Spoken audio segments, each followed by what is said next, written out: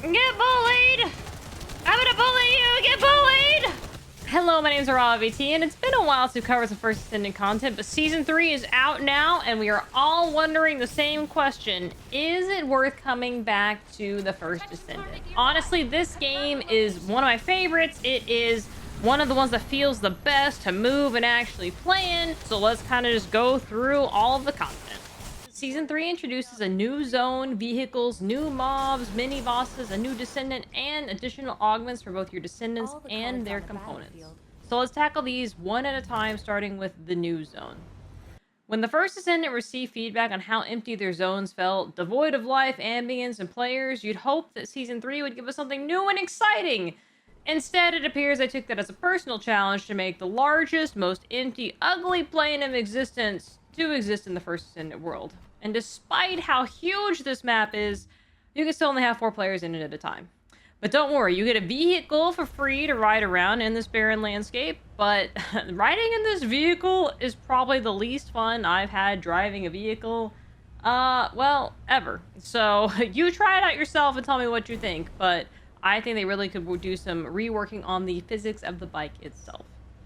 Once you get your vehicle and unlock the new zones, you get to really experience all the new content has to offer. There's new and exciting missions, which are a combination of the previous mission types slapped together in the most annoying way possible. So now you have to alternate between attacking and defending points, or once again, you can just run through a facility clearing endless trash mobs. I will say they've done a great job with the 3 new mini-bosses in the game. There's a Kha'Zix lookalike, a hedgehog moonlighting as a transformer, and a legally distinct Palmon.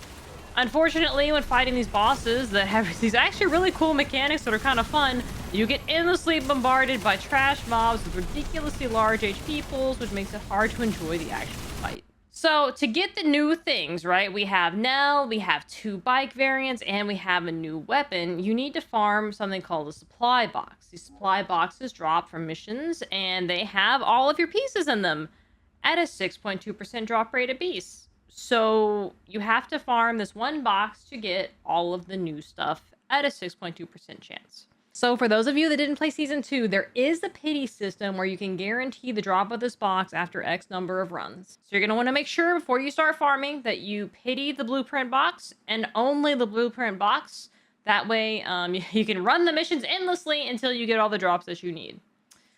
Some things I'm just going to kind of gloss over here. The Colossuses that randomly wander around the empty fields. The fact that all materials seem to drop from the new zones. So there's no reason to go back and do any of the old content pretty much. And just the general need to overwhelm you with tons of super buff mobs with endless HP pools for artificial difficulty. While facing the true final boss, your own frame rate.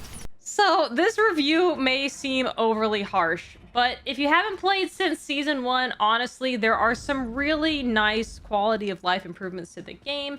This is still one of my most fun looter shooters. I really like how the Descendants actually move, the gunplay, the actual getting to play your character, and the gameplay of physically playing is really fun.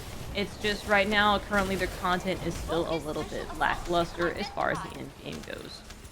And it is still totally free to play, as long as you can resist buying some of their absurdly good-looking skins. I know I lost that battle a long time ago, but yeah, it's still fun. This is really just more of a personal note from me to the developers, guys. Please listen to the feedback of those of us that really want your game to succeed on the basis of gameplay and its mechanics. I really can't be the only one wanting to see this game grow into more than it is now. So that's really why I could say this, but I really need you guys to help me out here and leave comments below and tell them the things that you want to see in this game and we want to see improved, so that way we can really get the end game First Descendants experience that we are all looking for. Thank you guys. Have a great day.